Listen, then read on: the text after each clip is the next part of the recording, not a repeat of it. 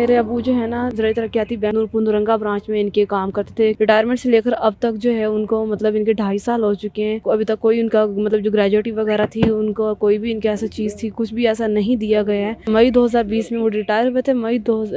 दिसंबर 2020 में जो उनकी डेथ हो चुकी थी। सर मैंने अपने शहर के तमाम NGO से रब्ता किया मगर मुझे अभी तक कहीं से कोई रिस्पॉन्स नहीं मिला, कहीं से कोई जवाब नहीं आया है। बिस्मिल्लाहिर्रहमानिर्रहीम। अस्सलाम वालेकुम नाज़रीन, मैं हूं साकिब राठौर और आप देख रहे हैं करंट एनएन। हवा की बेटी के ऊपर शादी से कबल भी जुल्म होते रहते हैं, शादी के बाद भी जुल्म होते हैं।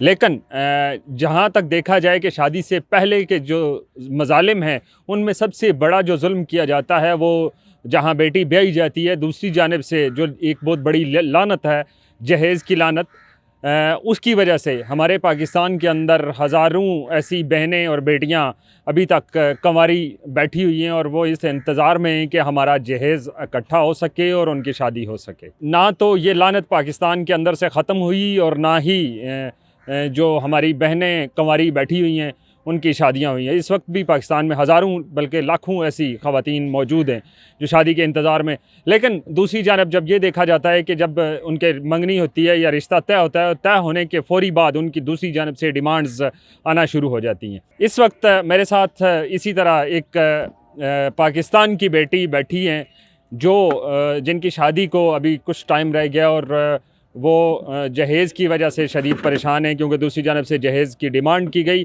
और डिमांड इनके वालिद मोहतरम वफ़ात पा चुके हैं। वो एक निजी बैंक के अंदर मुलाज़म थे और उनके अभी तक ना तो पेंशन आई है और इनको सिर्फ़ और सिर्फ माहाना जो 12,000 रुपये गुजारा अलाउंस कह सकते हैं, पेंशन कह सकते हैं, वो मिल रही है। जो उनका इकट्ठा कम्यूट था वो भी नहीं मिल रहा। हमारे साथ एक ख़ातून मौजूद हैं जिनका हमने फ़र्ज़ी नाम जो है वो रखा है साइमा। साइमा से उनकी कहानी उनकी ज़बानी सुनते हैं। जी साइमा, ये बताइएगा कि आपके वालिद मोहतरम किस जगह पे जॉब करते थे और कितना अरसा जॉब करते रहे? सर मेरे अबू जो है ना ज़राई तरक्याती बैंक जो है नूरपुर नौरंगा ब्रांच में इनके काम करते थे क्योंकि वो वहीं से जब रिटायरमेंट से पहले वो उसी ब्रांच में उनको जो ना उनकी ट्रांसफ़र हो गए थे।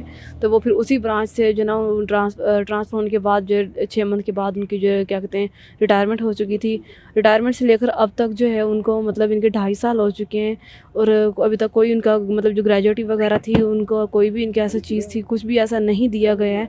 हाँ, कुछ हमने जब बैंक से रब्ता किया तो उन्होंने हमें बताया कि उनके कुछ केसेस थे, कुछ इनके ग्रेड्स थे जिनके जो क्लोज़ नहीं हुए हैं, कुछ ऐसे इश्यूज़ थे जो सॉल्व नहीं हुए। अब ये भी आइडिया नहीं है कि वो कब तक सॉर्ट आउट हो सकते हैं या कब तक उनको सॉर्ट आउट होने में टाइम लगेगा। हाँ, इतना ज़रूर उन्होंने कहा कि इसमें काफ़ी टाइम लगेगा और अभी ये जो है केसेस क्लोज़ नहीं हुए हैं। आपके वालिद साहब रिटायर कब हुए थे? 2020 में। 2020 में रिटायर हुए और उनकी वफ़ात कब हुई? 2020 में दिसंबर में मई 2020 में वो रिटायर हुए थे। दिसंबर 2020 में जो उनकी डेथ हो चुकी थी।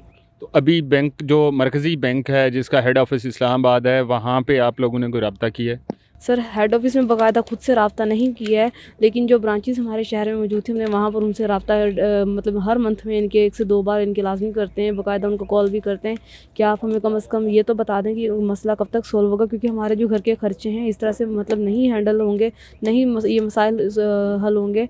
ये हमारे लिए बहुत बड़ा इशू है क्योंकि 2 बहनों की शादी है तो उसके बाद अभी भी 2 बहनें हैं, छोटा भाई है जिसकी भी हमने पढ़ाई इनकी कंप्लीट करवानी ताकि कल को अपने पाँव पे खड़ा होकर अपने लिए और अम्मी के लिए इनकी कुछ कर सकें। अभी जो आपको आपके वालिद साहब की जो पेंशन है वो कितनी मिल रही है? अभी सिर्फ उनकी पेंशन हमें सिर्फ 12,000 इनकी मिल रही है। तो 12,000 में कैसे गुजारा हो रहा है? सर गुजारा बिल्कुल भी नहीं हो रहा है। मैं और मेरी सिस्टर जो है छोटी, एक वो जो है वो अकेडमी में इनकी जॉब करती है और मैं जो है इनके स्कूल में पढ़ाती हूँ, लेकिन उसकी हमें तनख्वाह बहुत इनके कम मिलती है, सिर्फ मैक्सिमम 5 से 6 हज़ार मिलती है और उसकी भी सेम इतनी है, तो इसीलिए हमारा गुजारा बहुत मुश्किल से होता है। अभी आपकी शादी कब हो रही है? कितना टाइम रह गया शादी का? सर 1.5 से 2 मंथ में मेरी शादी है। तो आपकी शादी जहाँ पे हो रही है उनकी तरफ से जहेज़ की डिमांड की गई या आप ख़ुद से ये चाह रही हैं कि हम ज़ाहिर सी बात है अगले घर जाना है तो कुछ लेके जाएं? सर डिमांड उनकी तरफ से कोई नहीं है, लेकिन हम खुद से मतलब इनके थोड़ा सा अपनी तरफ से करके हैं ताकि कल को किसी भी किस्म को कोई तानेबाजी सुनने को ना मिले। ये एक चीज़ जो है ये माशरे में बहुत ज़्यादा इनके फैल चुकी है इसी वजह से। तो आप क्या कहती हैं कि ये जहेज़ सी लानत जो है इससे पाकिस्तान को पाक होना चाहिए या नहीं? सर बिल्कुल होना चाहिए और मैं कहती हूँ 100% होना चाहिए, लेकिन बात यहाँ पर सिर्फ यहीं पर यही है कि लोग इस चीज़ को जल्दी इस पर अमल नहीं कर रहे हैं। अभी आप भी पढ़ी लिखी हैं माशाल्लाह। यहाँ पे पाकिस्तान में हज़ारों ऐसी एनजीओज़ हैं जो यतीम बच्चियों की शादियाँ करवाती हैं। क्या आपने किसी ऐसी एनजीओ से रब्ता किया या उन्होंने आपसे कोई रब्ता किया?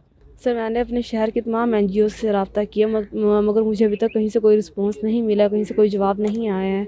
तो इसीलिए मतलब कहीं से कोई ऐसी अरेंजमेंट नहीं हो पाई हैं ताकि कोई आइडिया हो सके, क्योंकि अब बिल्कुल इस चीज़ का मतलब इनकी नहीं अंदाज़ा लगाया जा सके उनको कितना टाइम चाहिए होगा इस चीज़ के लिए, क्योंकि हमने उनको अपना मैक्सिमम टाइम जो है वो बताया, लेकिन अभी तक उनकी तरफ से कोई जवाब नहीं हमें मौसूल हुआ। अभी जो आप अपनी इस पाकिस्तानी अवाम है जो आपको देखने वाले हैं उनसे कोई अपील करना चाहेंगी, कुछ बात उन अपने बहन भाइयों को कहना चाहेंगी? मेरी तरह सब देखने वालों से यही दरख्वास्त है, यही रिक्वेस्ट है कि वो इनके जितना हो सके मुझे इनकी मदद इनके कर दें, क्योंकि ये बहुत ज़रूरी है। क्योंकि इसके अलावा और कोई इनके भी कुछ सामने कह सकते हैं दूसरा कोई रास्ता इनके नहीं मिल रहा है या नहीं नज़र आ रहा है कि जिस पर चलकर बंदा कहे कि हाँ हमें इस चीज़ के लिए इतनी आसानी है, क्योंकि अभी वाकई में इस चीज़ की बहुत ज़्यादा ज़रूरत है। तो नाजरीन, ये थी साइमा बहावलपुर से यहाँ तक इस्लामाबाद तक ट्रैवल करके आई। ये वहाँ पे तमाम अपने शहर की बड़ी तंजीमें और एनजीओज़ और सो कॉल्ड जो लोग ये कहते हैं कि हमने यतीम बच्चियों की शादियाँ करवानी होती हैं, वो चंदे जमा करते हैं, पूरी दुनिया से फंडिंग करते हैं, लेकिन आज एक यतीम बच्ची जो इस वक्त जहेज़ की वजह से शदीद परेशान है कि उसने अगले घर जाना है, तो अपने साथ कुछ ना कुछ ले के जाए ताकि आने वाली ज़िंदगी में तानू से बच सके।